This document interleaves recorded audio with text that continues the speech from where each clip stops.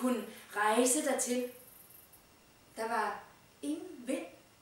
Der blæste så langt, så ingen båd kunne nå frem.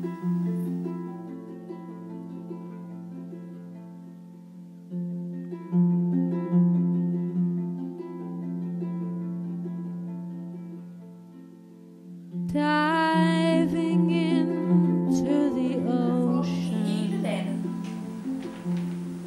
Og da prinsessen blev 16 år, ja, der besluttede kongen, at når hun blev 18, så skulle hun giftes.